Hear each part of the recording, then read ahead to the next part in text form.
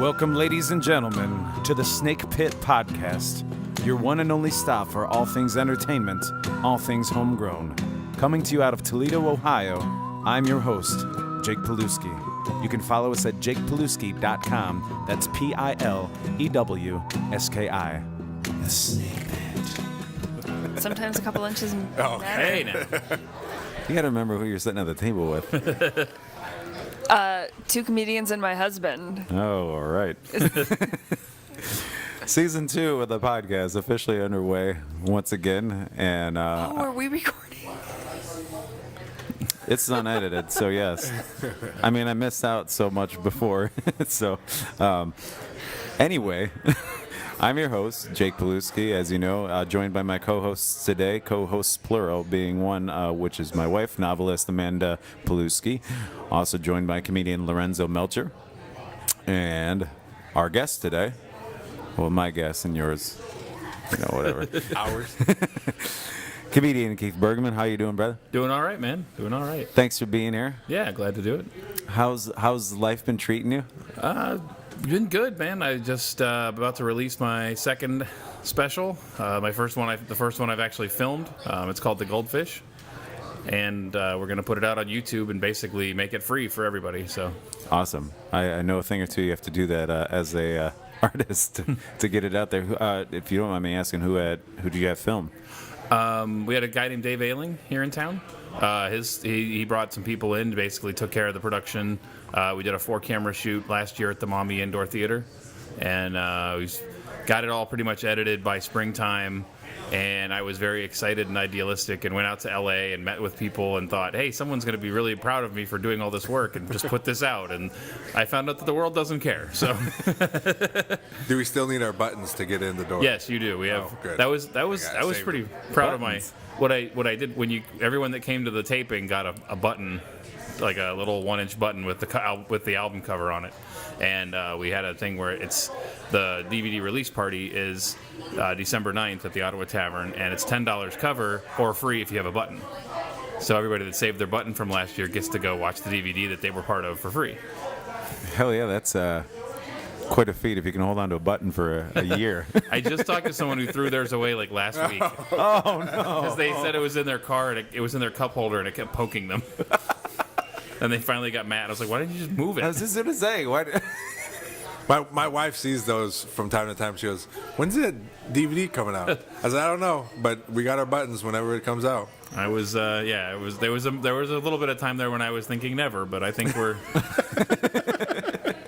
It just, and the thing is, I had also been holding out hope of making it like a physical DVD, like in a box, but nobody cares about that anymore.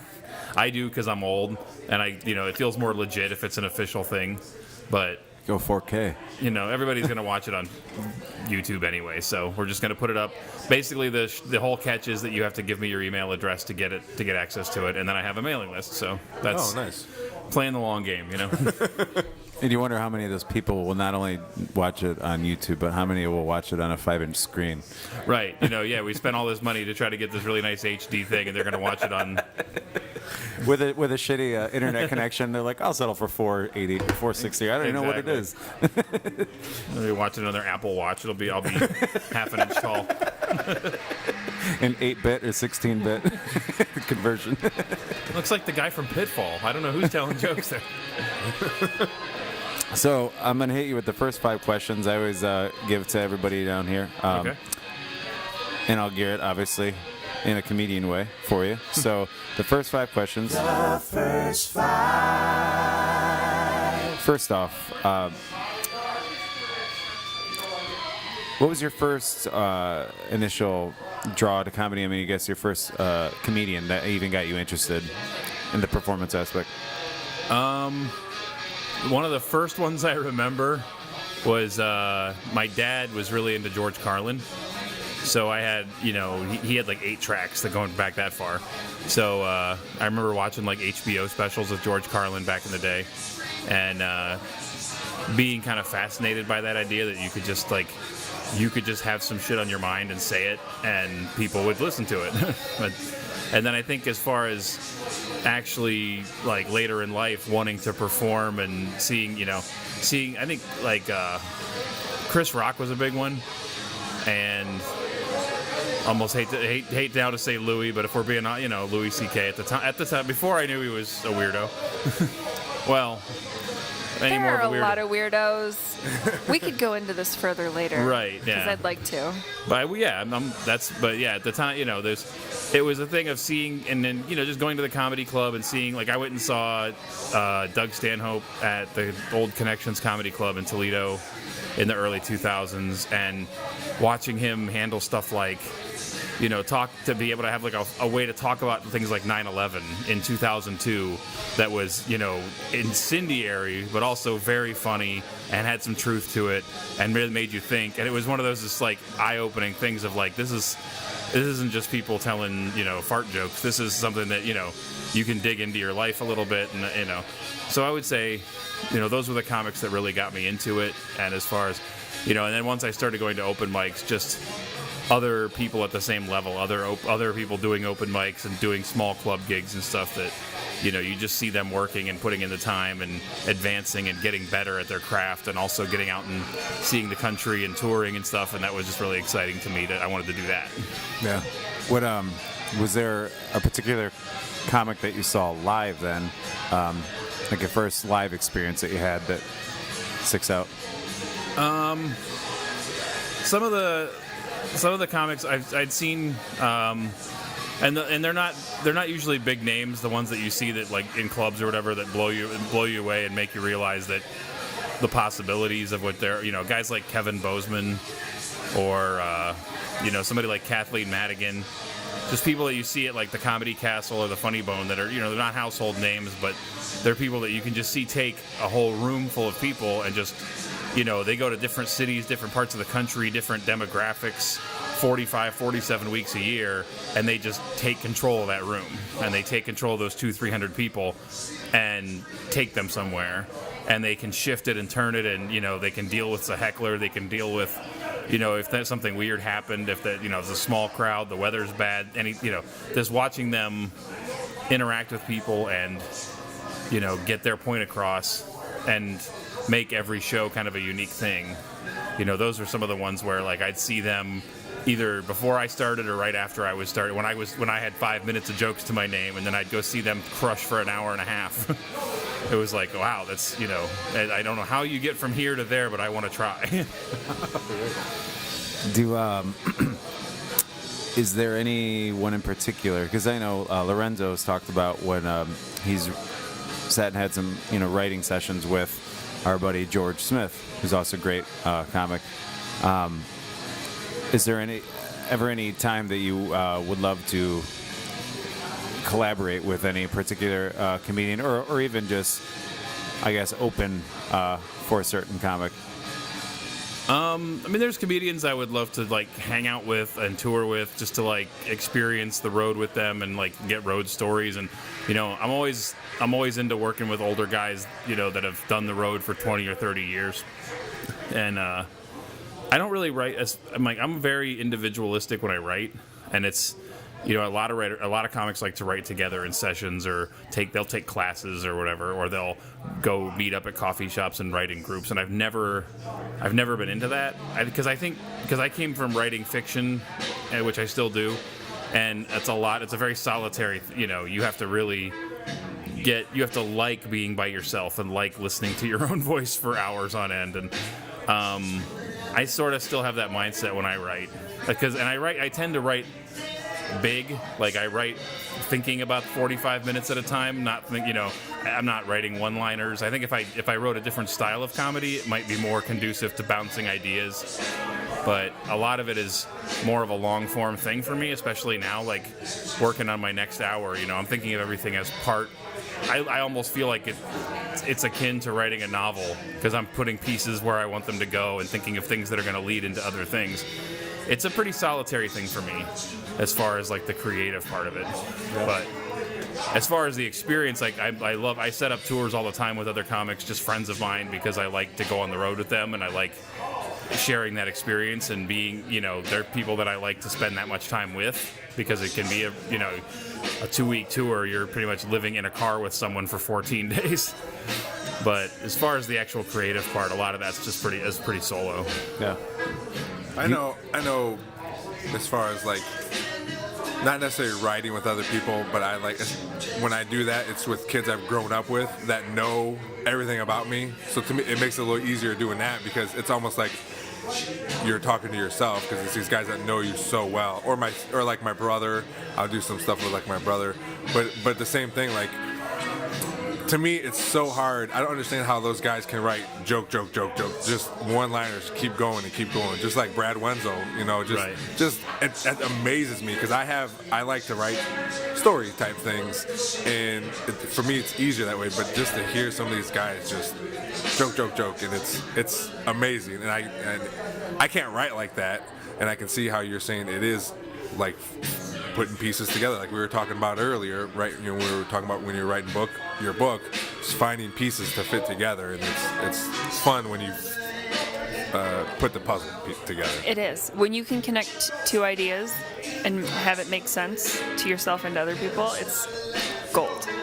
Yeah, there's a chunk of material I'm working on right now. I finally got a chance to run all of it at one show, and it's basically a 25-minute bit. But the pieces of it, there's 2 or 3 pieces of it that I wrote 18 months ago that I couldn't get to work anywhere else. And all of a sudden it sort of went into this larger theme of like, well, wait, when I'm already talking about, it's all basically about being broke and trying to raise kids while you're broke, or trying to do things well, and it's all basically about poverty. And I was thinking, like, it was one of those, it didn't really fit with anything before, but like, oh wait, well, I talked about this, and then that leads right into this. So it's sort of plugging those things in and figuring out the running order and all that stuff, and it's pretty satisfying when it comes together. I think the people that write the topical jokes or their one-liner jokes, that's why, like, when you see the late night shows with monologues, like, there's a whole writer's room where they're just zinging ideas off each other, and then you just assemble a list of the best ones. Yeah. Where if when you're doing more of a storytelling thing, that's definitely it's more personal. It's got to come out of your own head, I think. Yeah, I always thought that about, like, Mitch Hedberg, who I absolutely loved, who very much wrote in one-liners. And it's like you almost had to have done the amount of substances that he did in order to come up with some of that stuff, because, I mean, like you said, every joke then essentially is a new story, and then it's beginning and end just like that. Where at least, if you're telling a story organically, just like in a conversation, things naturally come to you, and things become funny just because that is life itself. Yeah, and I think I know with I've talked to a couple people who were friends of Mitch's, actually, and just randomly met them at different shows, and they talk about, like, he was, as much of a slacker as he came across and everything, he was like super meticulous, where the sound of a word would keep him up at night, and he would change one word and then try it the next night. He was very particular about how things flowed, and I think that's why so many of those jokes are so memorable now, because he didn't just his demeanor made it sound like he was just sitting there making it all up as he went, but that was all very carefully crafted, and I'm a big fan of cadence. Like, just things have to sound right when I've had multiple times after shows where someone will come up and they won't, like, repeat a joke of mine back to me. They'll pick out a certain word. They'll say, like, oh my God, when you said this thing fluked out of there or something, it was one of those things. And it's just, I think just having that he definitely had a knack for, like, how things sounded together, and how it's almost, I don't want to get pretentious about it, but it's almost a jazz kind of, it's like, it's got to have that flow, it's got to have that sound to it, and that's what makes it, something might with a hard consonant sound might throw the whole joke off. Right. Well, delivery. I mean, no matter what instrument you're playing, whether it is a horn in jazz or whether it is truly the joke in comedy, I mean, it's not too different, really. Yeah, I think, and he's somebody where, he had such a unique perspective, but then he just honed that into being able to, and he would boil it down into such small, those splits, and that's what I think a lot of people are thrown off, because people like that make it look easy. and they make it look, and that's where you get people that show up at an open mic like, well, anyone can do this. And then they get up in front of people and they're like, oh no, what have I done? Yeah, I can imagine. Well, speaking of which, because as this I'm sure happens plenty of times in open mic, which is a lot of times what open mic is meant for, do you, as a performer, have a specific embarrassing and or humbling experience that really sticks out in your mind? I know, I mean, most have had many, but is there one that really sticks out to you as like, oh yeah, this? I mean, there's definitely a lot. I remember the first 2 times I ever went on stage, and it's like my whole thing. I started a long time ago. I did it for a few months, and then I didn't do it again until like 2010. So there was like a 7 or 8 year gap. But the very first time I went on stage was on Christmas night in like 2001 in Houston, Texas, at this club called the Laugh Spot, and I went up, and it was like this huge open mic of like 25 comics and nobody else. But they were super supportive. Like I went up and, like you get that beginner's luck. I actually had a pretty decent set. And the other comics were like hugging me and clapping me on the back, and they like you could still smoke at the time in the room, and they all like took an ashtray off the table and like wrote on it and like, here's your souvenir, and they were super sweet about it. And I thought, well, this must be like that every time. And I was in Houston for another week before I came home, so I went to the next one, and it was like 45 comics, and none of them remembered me from the week before. And I tried to do a whole new 5 minutes of jokes, and I ate it so bad. And like one guy walked up, and he's like, "Oh yeah, you're that guy from Minnesota, right?" And I was like, "Oh." And it was such a come down. Yeah. But it taught me a lot, but it was, I can remember there was like 30 seconds of my set where I just stood there in silence on the stage because I was just like, what am I doing? And I was just beat red, and I don't think anything since then was ever that bad, but it was definitely one of those, you have to go through that at least once, but I wish I still like, I get like chills thinking about it still. Well, it's one of those things of being human, and also the aspects of, they always say live television is so tough. Aside from being expensive, it's tough because you don't get any redos. So, yeah. And there's an honesty to that, and I think that's sometimes even more appealing when you can see a performer. And hopefully, we all learn from it. Right. Yeah, I mean, I've seen people go up and do bomb really hard and have. A lot of it depends on what you take away from it.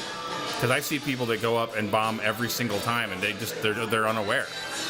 Like they're not doing well objectively. They're doing terrible, and they just get off like, oh, that's great. I can't wait till next time. And it's like, yeah, you got to take something away from the experience. Whether you did great or not good, I mean, either way you can take something away. Yeah, there's always something to learn, something to improve, something to reflect on, and a lot. And most of the comics I know that are getting good in the area and stuff are ones that like think about that stuff a lot. They definitely, it almost gets a little too much sometimes where you kind of get in your head about it, but I think it's better to be a little far in that side than to be completely oblivious. Yeah. And there's definitely some folks that, you see them. If there's any scene has open micers that have been in it for years and years, and they just keep on trucking, and God love them, they're having fun, but they just don't. It's like they don't take anything away from the experience to like improve, and I don't know. Keith, I'm right here. I know, Lorenzo. Actually, I was just thinking of you, Lorenzo, because I was thinking that maybe it makes sense that you being an athlete first, really, and being a coach, that you've got to constantly be taking things away from every one of your performances as a comedian, because. I played less years of sports than you do. It's always that competitiveness, and it's always that analytical side that takes. Well, I know a couple times I've gone and I didn't prepare like I should have prepared, even for 5 minutes, because some people think, just like you said before, people think, oh, I can do it, it's just 5 minutes, but it feels like forever when you're up there, especially if you're not prepared. And I've done that a couple times, and then now it makes it so I'm so nervous about it. Like, I'm really nervous before I go on stage, and then when I get on there, it goes away. But I'm so nervous about it because I don't want it to happen again. Because, I mean, even though there was like 3 people at that open mic I was at, I still felt like garbage because I was like, man, that was not good. I did not prepare. And now I know. Like, I don't do it very often because of the things I do. But when I am going on, before I go on stage, I have to prepare. And that's what I take from just those couple times where I didn't do well. Can I ask a question? No. I mean, I suppose we can sneak this as Well- in 4B. Well, before no, number 5. because it's directly related to what we're talking to now, kind of, sort of. As far as people not knowing that, like, you need to improve, you need to get better because of the feedback for that. I've always had this strict policy, sort of, that I follow if I go to a comedy show. I'm not going to give false hope. I'm not going to give positive feedback if I don't think that someone was funny. Just like your tip for your server reflects how you felt their service was, I'm not going to laugh if it's not funny. Is that wrong? Am I wrong am I sending the right message by sitting there silently while other people are positively chuckling around me, even though I know they don't think it was funny? But I always clap at the end. I will always clap because for someone to get up in front of anybody and open their mouths to say anything, funny, serious, whatever. But if I don't clap, am I being a jerk? Or if I don't laugh, am I being a jerk? I don't think so. I think if you're not actively heckling, you're fine. Oh no, I'm not. I'm definitely No, not a as long as heckler. you're not, there's Not in a public forum. no there's She says that for Yelp.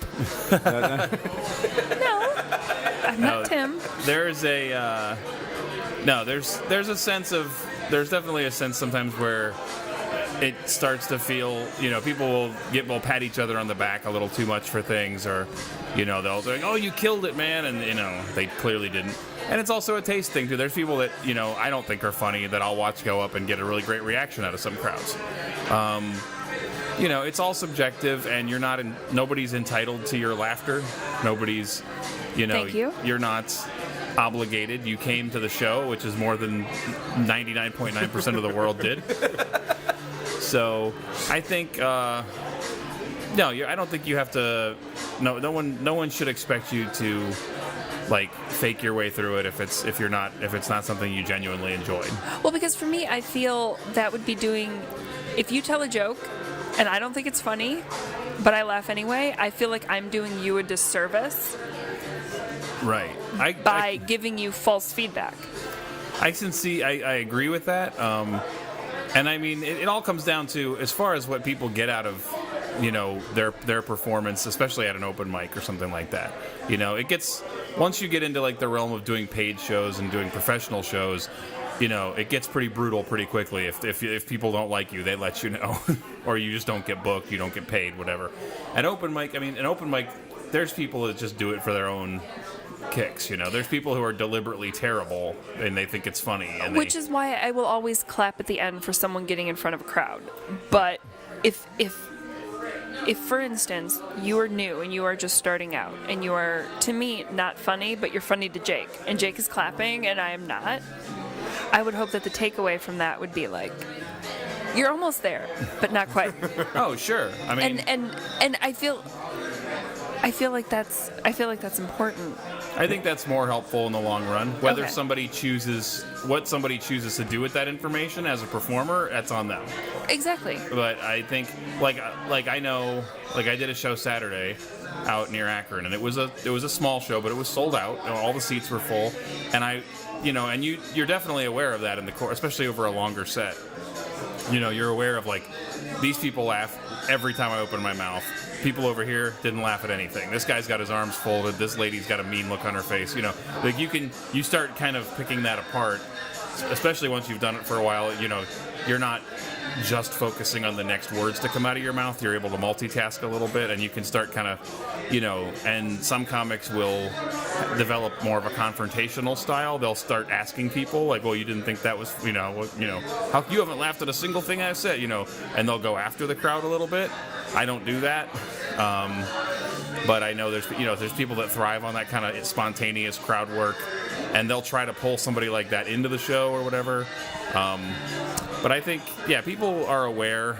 Usually, if they're aware enough to take any feedback from the audience, they're aware enough to see if some jokes, if they're saying something and none of the women in the room are laughing, that should be a sign to them. Like maybe something you're saying is not cool, or maybe it was the point. Right, or maybe maybe they're a jerk and that's what they want to be. and that's fine. And that's fine, but it's more like, for me, if I don't laugh, it's not because you weren't funny necessarily, it's you weren't funny to me. Right. So you're not there might be something wrong with the words that you're using or the way that you're saying those words, that you're just like missing that mark. And I hope that everybody that I've not laughed at least takes that as constructive criticism, because there have been a lot. I do. And I think and at the end of the day though, your responsibility ends at a certain point. You're the audience. You're there to be entertained. And a lot of comics forget that. A lot of comics get so wrapped up in, you get into comedy, you start reading about George Carlin or Bill Hicks, and you start to, I'm going to tell truth to the people, or I'm going to lay it out there, and I'm going to destroy the politicians, or I'm going to speak truth to power. Good luck. And they're going to shock you and gross you out, or whatever their angle is. But they don't think about the fact that they're there to entertain an audience. And I'm not saying you have to pander. You don't have to squirt seltzer like a clown. But there's at some point people have to laugh at your jokes. Well, that's your job for that night. Right. That's what you're doing. Especially again, once you get out of the open mic realm, the show I did, I was saying things that mattered to me, but I'm saying them to a room full of people who made a decision to spend money and come out, and that's their night out. And they're not there to hear a TED talk. They're not there to hear a lecture or hear my hot take on whatever. They're there to be entertained, and you can do that in a smart way or whatever. But getting a good performer, I think, listens to the crowd, watches the crowd, reads it, you always make adjustments as you go, and you always take that under advisement. But at the end of the day, your responsibility is not nearly what their responsibility is to listen to you, and you not giving them false hope is a good thing, though. Okay, good. I just wanted to make sure, because that's a policy I adopted very early on in my life, is to not give people credit where it wasn't deserved. I think there needs to be more people like you, because yes men can really hurt each other more than the ones who disagree with you. I mean, that's we'll get to that in a little bit, because and this actually ties into the final question of the first five. Then I think we need to delve back into that, because I know both Lorenzo and Amanda had some points to make. But what pushes your buttons then as a performer? And this can be, what truly motivates you, whether it's the negative or the positive, or if you want to take it both ways. I mean, it's as simple and pretty much cliche as it sounds, just the performance high. A good show will keep me going for a week of just I can get rejection emails, I can get this and that, I can get somebody stupid snarky comments on a YouTube video, but just that hour on stage of just holy crap, there's times sometimes when you'll have to stop longer than you thought you did, and you have to wait for the laugh to subside, or it comes just enjoying that pause and getting that moment where it's you almost, I feel like it's almost like a symphony conductor, where you've got the room right where you want them, and that's a very addictive thing. And that, and just the fact that I can see progress. I know that objectively what I'm writing has gotten better over the years, and I look at what I'm writing now as compared to even what I recorded a year ago, or my first CD from 2014. Just seeing seeing forward momentum, seeing positive steps as far as career wise, getting to work out of town, getting to go to other states, other parts of the country.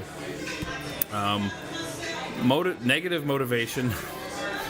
Getting told no is a big motivator. I mean, it sounds petty sometimes, and it feels petty, but there's when you get told no by a place and then you find somewhere else in that town to do a show and it goes well, it's kind of, it's, you know, it's like kind of, it feels good in a petty way.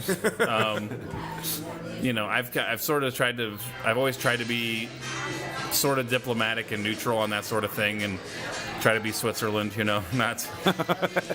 But there's places there. There's even now. Like I'm thinking of like certain comedy clubs in certain towns where it's like, you know I could work there. I see who you book, but you know. But the thing is, those things eventually you'll either get in or you won't, you know. And getting really mad about it will eat you up. But you know, I kind of look at it like I take the approach of being water. Like I'm just going to go where I can. And there's going to be more, there's always more stages than there are days in the week. So, you know, just, I get motivated by that. I get motivated by the excitement of new experiences. Like I love traveling. I love long road trips. I love driving and getting to go to different parts of the country. You know, I've gotten to go twice in the last year to Northern California. I'd never been there. Got to go drive through the redwoods and go tell jokes to pot farmers, and and it was a blast. And you know, I got to go do. I just got booked for my third show at this theater out in Mill Valley, California, where Robin Williams used to live in that town, and he would just drop in and do shows just to work on material. Or Mort Saul, who's a famous older comedian, he's in his 90s now. He lives there, and he still does a weekly show there where he just gets the newspaper out and riffs on politics. He's like 92 years old. What's his name? Mort Saul, S-A-H-L. And he was like one of the original like political commentator type comedians before Carlin, before a lot, you know.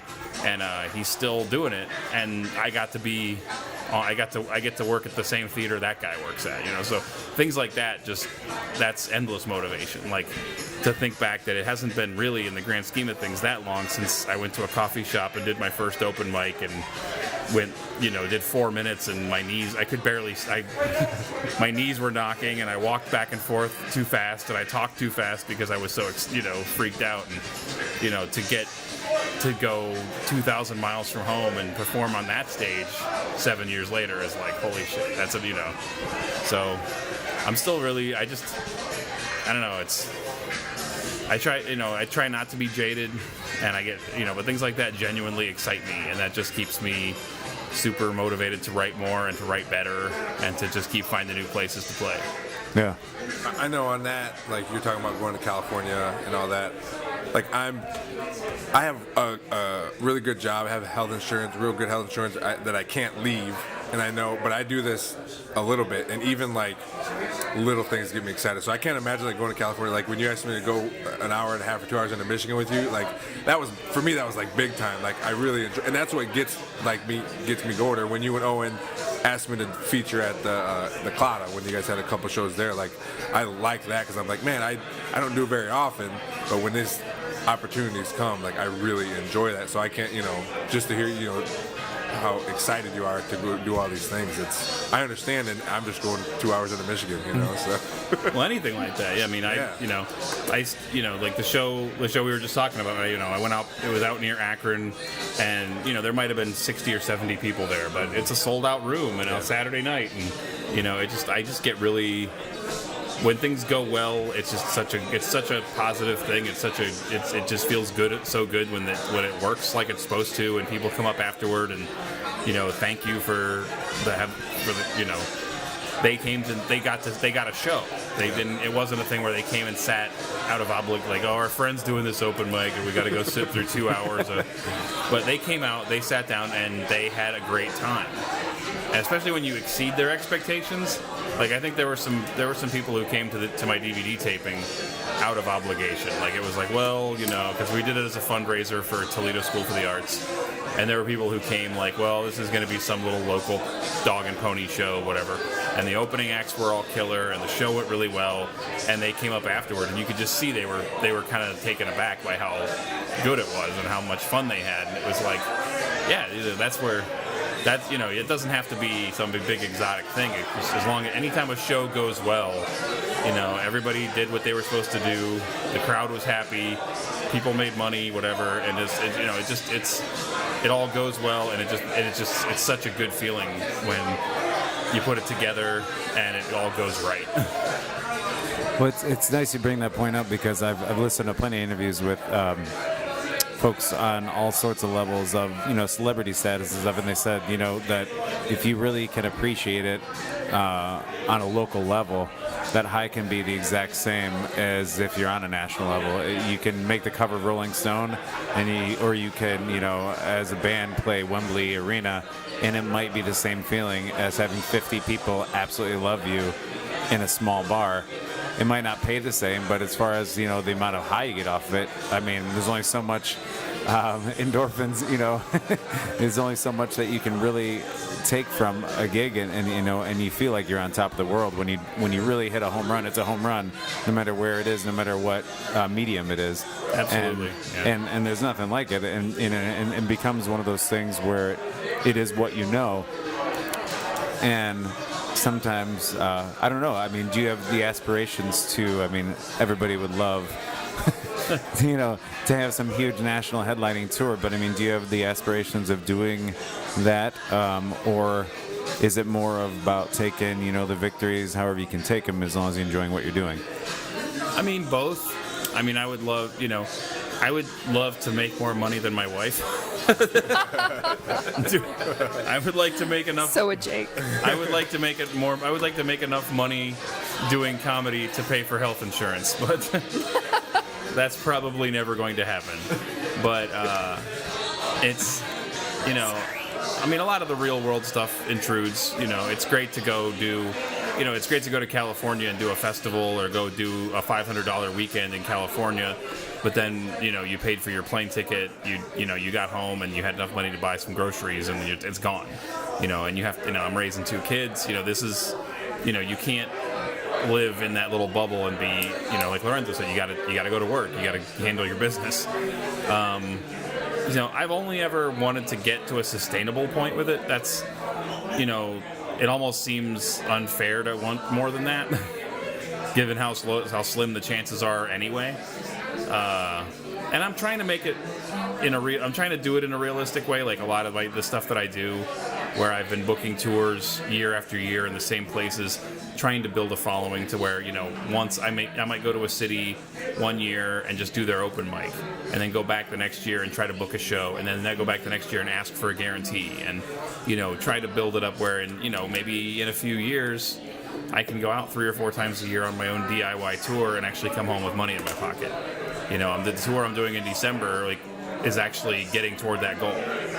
So it's a work in progress, and it's one of those things I try not to think about it in the long term too much, because I'm already in my mid 40s. So it's one of those, 20 years from now this will be great, then I'll be dead.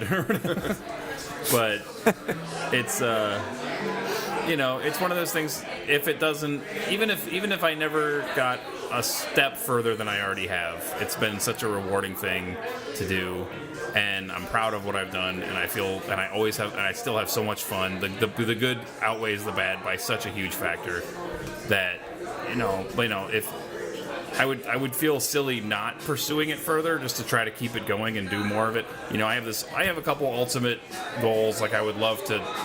I would love to eventually be on the road for like a year full time in a tour bus and take my kids with me and just go see the world. But, if it doesn't get to that point, then something else cool will happen. Well, I think that's admirable, and I think a lot of times that mindset will play not only into your following, but the genuinity that comes across, as a performer, as an artist, no matter what the medium. Go ahead, Amanda. Oh, I was going to say, I agree with that. Everything? I agree. Well, no, it's a lot of times you see. Everybody's gonna sleep better tonight. No. Oh yeah. What? I didn't even know. I missed it. See. It's all right. It's okay. No, it sounds very genuine coming from you and your wants and your goals, and that it's an attainable thing, and that's refreshing. That's nice to hear. Thank you. No, I mean I think if I was 25 doing this, I probably would have my head on all wrong. And I probably wouldn't laugh at you then, because if you're doing it for the wrong reasons, if in front of the right crowd or the wrong crowd, they're gonna see through that. They're gonna find a fault, and they're gonna stick to it and pick it. Yeah. But so far, I haven't found anything. So What? And I think that's where like the new stuff. I'm like I said, I'm writing stuff about raising kids while you're broke, or writing stuff about, like a lot of my last hour was about getting just the stuff about getting older, just about about feeling like you're 18 and then realizing you're almost middle aged. And it's like there's so many things there that I find like the things the more honest I write stuff. If I try to write something that's, I've never been a good topical, writer, or like I'm not going to be able to write something. I've had people tell me that I don't look 45, so I shouldn't talk about it. That I should write more. It's like, don't write so much about your age or whatever, because then people will think you're younger and you'll get on more show. But like, that's so fake. That's false. Not true. I can't. How weird is that whole mindset, though? I know, yeah, it's such a weird. But I know, like when I played in bands, there were so many bands that would get, they would get big after slugging it out for 10 years or whatever, and then, you'd see this, the singer's got hair plugs, or it's like he's saying like, hey, fellow teens, and he's 38. It's like, I don't know. There's definitely a pressure. There's pressure in that with that. Like I know there's actually. I've been told that there's a rule with Comedy Central that they won't consider you for one of their half-hour specials if you're over 35. What? Because they want the next big thing. They want to get people at the beginning of their career so that they can have that. That's weird. This isn't like the 1800s. People are living to be really fucking old. Well, look at somebody like in the acting sense. Bryan Cranston really peaked, way into his 40s. Right. Truly. And Oprah? Look at you look at somebody like Lewis Black, who's probably pushing 70 now, and he's still selling out theaters. He didn't even really get well known till he was almost 50. Some people are even more likable as they get older and they have a little bit of experience. Because the experience you can't fake that. Right. And there's comics who've gone away and come back. Like there's guys like Sinbad who were funny. They had their career and they kind of went away, and he's out just doing playing casinos and stuff now. Yeah. But his new stuff is really funny, and it just comes from life experience. Can I ask you a question? Okay. Because you brought up What if he's like, fuck no, get out of here? Then I would have respected that. But you brought it up, so you're talking about like people that once were, that weren't, that suddenly are. We just recently went to see Pauly Shore at Fat Fish. Yeah. So there's that. Who in that realm that has gone, that has been something that has gone away, that has come back, who are you a fan of? Who do you throw their DVD in or their CD while you're in the car? Who do you listen to? In that specific, I don't know. I'm trying to think of a good example. Like I said, the Sinbad thing, like the last special of his I watched, I really liked it. I have heard mixed things about Pauly Shore's live show. I haven't seen him, so I can't speak to that. I know that there's... I don't know, Martin Lawrence isn't probably too far off from that, right? He's been more active as... I don't know. I think I could see him doing like a... what's funny? This is a weird example because of the other things in his career, but... I did, a lot of places I play are small, like bar shows, whatever. And I was doing 2 nights in Wisconsin at 2 different places. And I was in Stevens Point, Wisconsin, which is as small as it sounds. And I was doing a show at a bar, and they were really excited because the following month's show, they only did a once-a-month comedy. The following month's show was Carlos Mencia.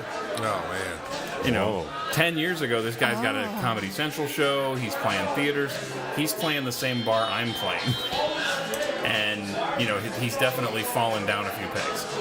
And, but then with him, there's allegations that he stole jokes and there's this and that. But, that's a dude, apparently from what I was told by other people, he's just, he's got expenses, he has a lot of expenses or whatever, and he's willing to go put the work in wherever they'll pay him. So if it's a bar in Stevens Point, Wisconsin, he's there. And that's the biggest thing to happen in that town in 20 years. But When in doubt, go for the Midwest. Right. I mean, They're always, Yeah, you know who's, you know last who's, to hit here. right. You know who's they at the, probably just heard of him last year.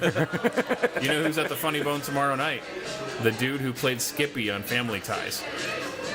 He is a touring comedian, and I don't people are going to be even- listening to this and like IMDb. I was just like, I'm gonna have to Google that. his name's later. Mark Price, but and I know he actually he contacted me asking if we could set a show up at like the Ottawa Tavern for and I'm like, no. Be like, yeah, I'm doing an open mic. You're more than welcome to come. Right, yeah, you can come in and do 10 minutes all you want, but I'm not guaranteeing you anything, Probably a good call. But there's a lot of, there's some of those guys, and some of them are still, like Gallagher is still touring. Apparently crazy right-wing nut job, like real off the deep end, posts a lot of really inflammatory stuff on Facebook.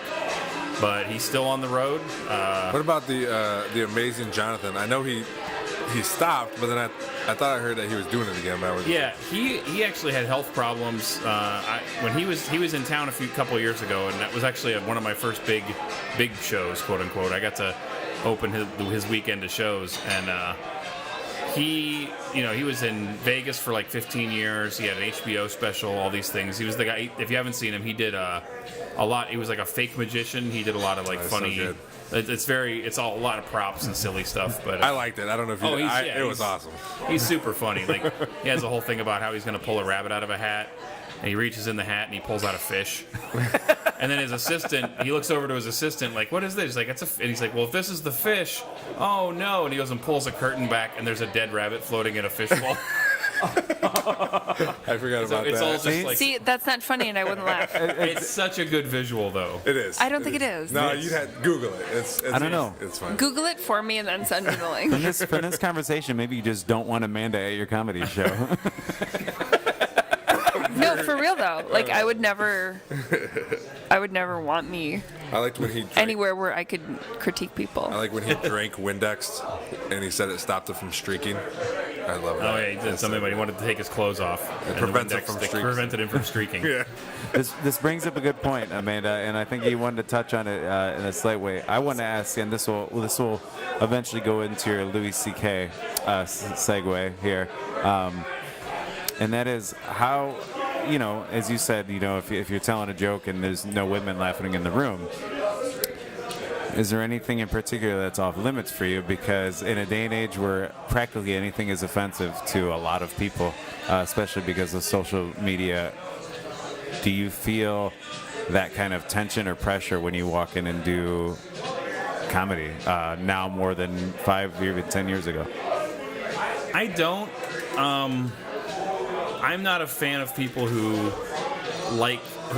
I'm not a fan of people who go out and try to be edgy. I think it's a tired shtick, and I think you have to really. I look at words like certain topics and certain words are kind of like handling dynamite or nitroglycerin, and if you're qualified, go for it. Mm-hmm. I think not to keep hitting on it, but I think like Louis done bits where he talks about certain specific words, and I think he handled that fairly well. I thought those were funny bits. For that, but the problem is then that every open micer sees that and goes, he did that. I'm sorry. You're fine. He did that. I can do that too. And they don't have the skills. They don't have by the spring. You're good. The hum is back. I did it. I screwed it up. Ooh, Amanda said hummus. Oh, I'm so There you hungry. All right. Is we good? Yeah, the hummus back. Should we get some hummus here at the Attic on Adams? They serve until 1 a.m. Are we if you want sponsored? it. Is that? I mean, if they give it to us for free, yes. If not, we're going to sponsor the guys next door. So maybe we'll wait 2 weeks, No. then get that hummus. Anyway, sorry. No, I think yeah. like I've actually there's a couple things I'm working on right now that I haven't even tried on stage yet. That I want to. There's a couple things I want to get into that I think people might pull back on. But I think you have a lot of it comes to your approach. Most of the people, especially the people that are really vocal on Facebook and argumentative about it, are trying to push buttons. They're not there to say something specific. They're not there to make a point. They're trolling. They're basically trolling. And I don't enjoy that. I don't like when comics do it. I don't like when people online do it. You know, if you have something poignant to say, even if I disagree with you, I'll be okay. Well, you're trying to say something that you're trying to make a salient point, and I can, you know, I don't like that people have knee-jerk reactions to certain words or certain topics, but given how badly most people handle them, you can't blame them. And you know, I don't want to be. You know, I'm privileged enough to go in as a straight white guy and sit, and I don't want to listen to some guy completely, you know, make a mess out of 10 minutes of rape jokes. That's not, you know, it's not affecting me personally or triggering memories for me, and I still don't want to sit through it. I can't imagine having to sit through it if that brings up something out of your past or whatever. And I don't think, again, it kind of goes back to the thing of like, you know, these are people who yell at everybody for being snowflakes and yell at everybody for being too sensitive and PC, but if you don't pat them on the head and tell them they're an artist when they're smearing shit on the walls with their hands, basically, then they get upset and offended. Right. And I think there's some give and take there. You have to have some decorum. You have to understand, again, that you're kind of serving at the pleasure of the audience. And to go up there and just be in open warfare with them is stupid and juvenile, and I think that's where 99% of the PC debate or argument is mostly that, and that's where people kind of lose me on it. Well, I've come up with, like, if something bad, horrible happens, and I come up with a joke, and then I tell my wife, I go, I think this is funny, but there's no way I can do it. I think this guy could do it, or the guys that I've seen at open mics or in shows that are vulgar, and sometimes they do it well, and sometimes they don't. But I was like, this isn't a joke that I could say, because I just like you, I write about my kids and my family and about my life, and I wouldn't do jokes about horrible subjects just because I don't think I'm good at them. Just like you said, you have to be really good. I told my friends at work, you got to be super famous and a really good joke, I think, for any of those horrible topics to go over well, if they go over at all. What do you think, Amanda? I mean, all he had to do is say something about an unlikely animal floating in a fish tank, and it took you the wrong way. There's so many things that I could touch on, and we should probably save it for a snake bite at some point in the near future. Why don't you explain to people what that even is? A snake bite is just like a little tiny morsel of information that from the Snake Pit podcast. From the Snake Pit podcast. Sometimes it's used for positive things, like debuting a new song. And I think that going forward in the future, sometimes it could be talking about a hot button issue for a few seconds. For the sake of good conversation. For the sake of good conversation, as opposed to talking about hot button issues. Like a provocateur, as you're saying. Somebody just throwing flames. During a podcast. All I will say, because you brought up Louis C.K., is I applaud the way that he came out against the allegations that were thrown at him. So far, of all this sexual harassment nonsense that's been happening in the mainstream media, his response has been the best. And I say, and it hurt. It's painful to even say it. You know, obviously not. And again, very privileged position. But as you know, this is a guy that made me say I could do comedy and made me want to talk about my life and stuff. And I feel very influential on me. But these allegations have been floating around for a couple of years now. And what upset me is that he basically buried them until he couldn't, and then tried to get ahead of it. I guess I wasn't privy to knowing that before, because that's not my realm. But right. I know that there has always been, just very generally, there's always been allegations in Hollywood. There's been allegations with certain musicians.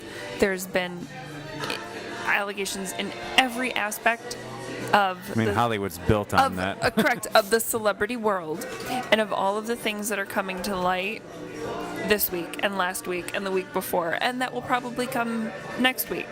I've read the statements, I've done all of this, and at least his, to me, as someone who's a disinterested party, because I don't keep up with the rumor mill in Hollywood for the most part, his at least said, yep, I did these things, and it was my influence over these people, and I'm sorry about that, and I'll do what it takes to make sort of like amends in that regard. But Yeah. again, I felt like you felt when I read his apology or whatever it was. I felt okay with it, but then I just listened to Mark Maron's podcast, and I don't know if you saw what he said about him. I didn't know. He said that this was years ago, even more than a couple years ago. He would say, "Hey, man," he would talk to Louis and be like, "Hey, man, what's up with this? Is this true? Like, I don't know who it is, but they're saying this stuff about you." And he said, "No, it's not true. It's not true." And then he would tell him, he goes, "Well, why don't you say something? Stop these rumors." He goes, "No, they're just rumors. I'm just gonna let them go." But then you're saying ticket, like this was it. Now he had to say something, which, like I said, or like you said, you didn't know that stuff, and I didn't either until today when I heard it. But I felt okay with his statement. I thought, oh yeah, that's good, because he is coming out. He is saying, yes, I did this stuff. Here it is. But it's because it finally caught up to him, and he had to. And I'm not even. It's more upsetting to me that like he did this to colleagues. He did this to women who were in comedy.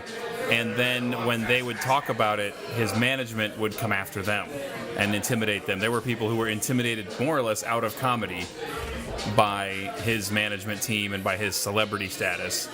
This thing happened to them, and then instead of getting any kind of restitution or getting any kind of justice for what happened, they got kind of intimidated into silence or part of the rumor mill or whatever. And even now, it's the same, and it's the same culture of now you see every other person that talks about it online. Well, they could have just left. They could have this. They could have that. Second guessing what they would have done in that situation or whatever. And I don't know.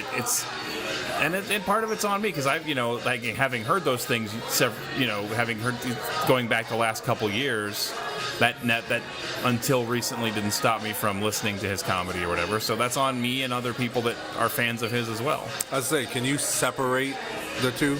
Like, can you say, yeah, that's shitty what he did, but I'm gonna watch his DVD or watch his special? I don't know. That's a great question, because I always ask that. That's great. You know what? I think that there can be a reasonable degree of separation between what someone did. Somebody's work versus what someone did, because how many of us sitting at these tables here have squeaky clean pasts?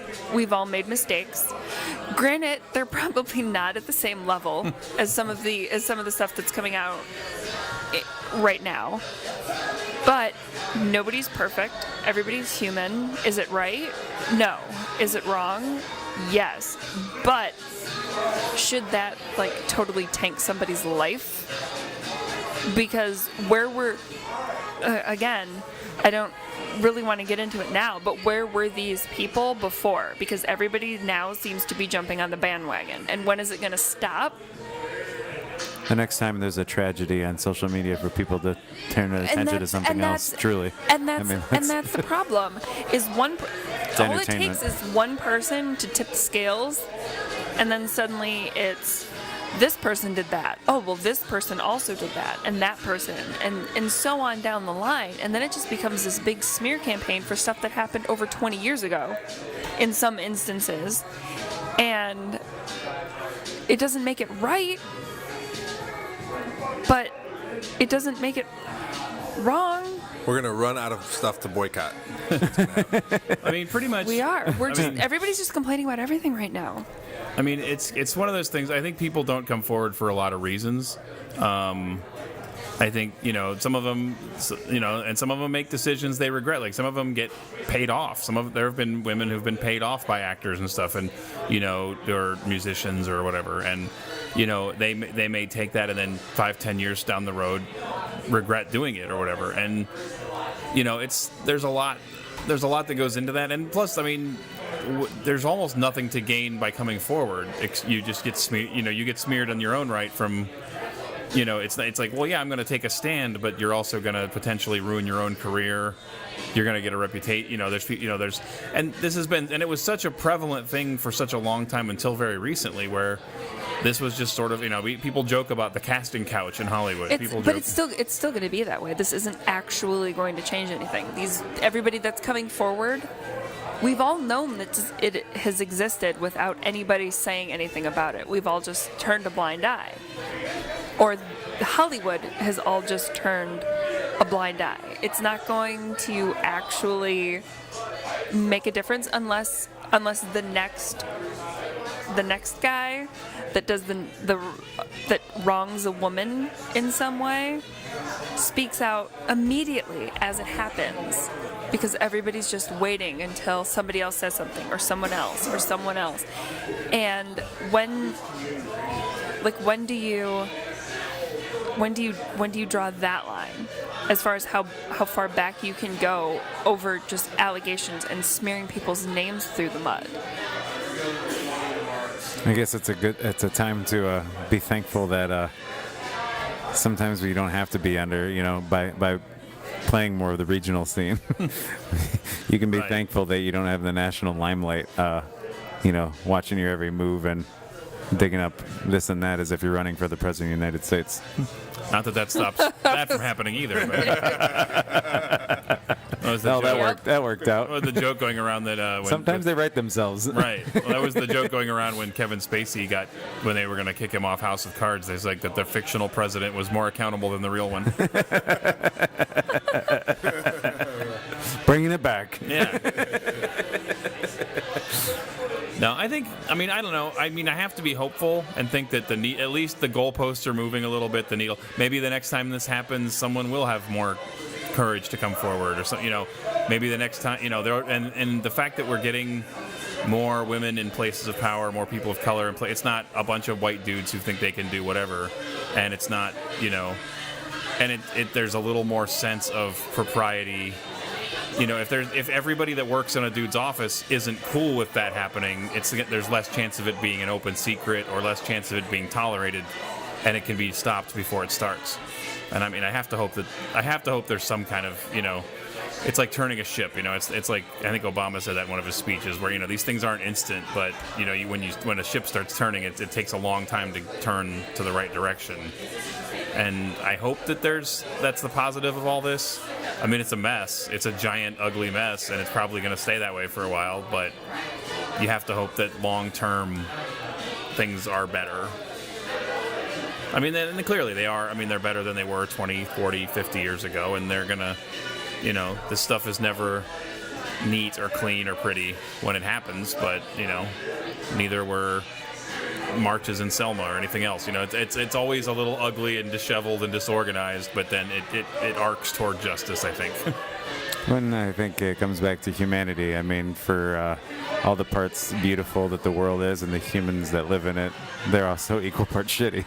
Right. And it's whatever outweighs the other. And yeah, we're all basically dumpster fires in our own way. We just have to try to stop catching each other on fire while we deal with our own shit. Right, exactly. There you go. You got a little philosophy of life in this podcast. Well, that's always been the going joke, too, is that sometimes the comedians out there, typically the ones that tell the news and speak in politics better than the actual politicians or some of the news anchors, too. So, as you've done tonight. We're trying. Plus, you've got some material, perhaps, maybe in the first half. Right. No hot button issues. Well, Amanda or Lorenzo, you have anything else? Keith here? I just want to say thanks to Keith, because I know I don't do it very often, comedy, coming out to open mics and stuff, and you've taken me to a couple shows with you, and every time I come back, I haven't done anything since maybe June. But I know when I go back, it'll be like I had never left. So I thank you for that, because you're like the dad of our comedy scene here. So, but I enjoy it, and I know going back it's like I never left. So thanks for everything you've helped me with. Yeah, so I'm glad to do that, and I'm always happy to try to get other people on stage and help try to get people the same.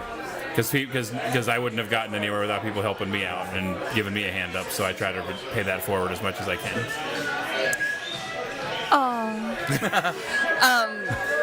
My final thing is, tell me something funny. Tell me a joke. Oh, that's the word. Comedians love that. I know. But I mean, like, seriously, there's a part of you that had to expect that you would be expected to perform in some small capacity All right. I'm so sorry. here on the Snake I'm Pit so sorry. podcast. And then see that She what's might not going to laugh happen is either. I'm going to say it, and you guys aren't going to laugh, and it's going to feel like the most awkward thing in the world.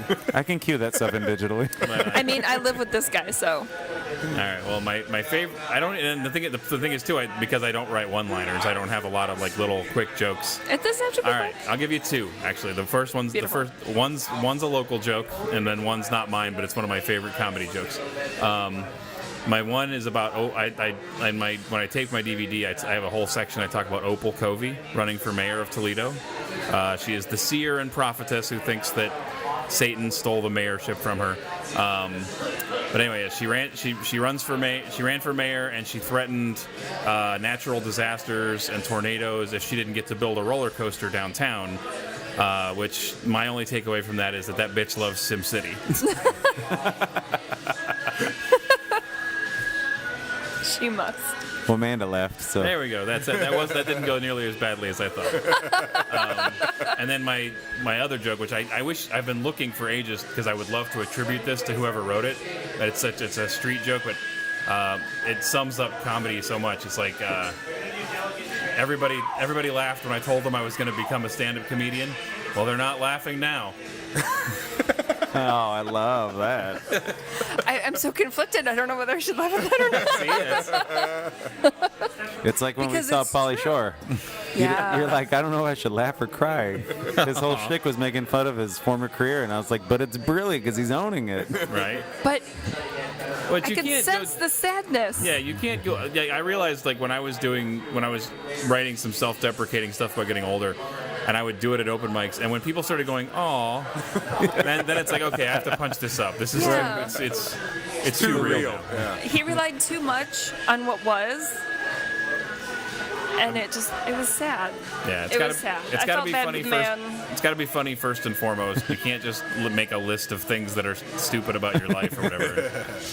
Well, one last question before I let you go. First of all, thanks for being on here. Sure. And do you have any parting words of advice for anybody aspiring to be a comic out there, or even any current comics trying to break into another scene? There's no substitute for stage time. There's no shortcut. You can't just be funny on Twitter. You can't be, there's people who are Instagram famous or whatever. And it's hard out here in the Midwest because in New York or LA or Chicago, you can get up 5 times a night. You can go to different mics. You really have to strategize here. You have to make the most of your opportunities. When I first started, we had so little open mic time in Toledo that we would carpool, and we still do this. Some comics will carpool to Detroit, Cleveland, Cincinnati, Kalamazoo to get 5 minutes each of stage time, turn around and drive back and go to work the next morning. You have to get on stage, and you have to get on stage a lot. And you can't, I don't know what the bare minimum is, but you can't, if you can't do it, I get people who go like, oh, I can't believe you're going on tour. I can't believe you're working at this comedy club.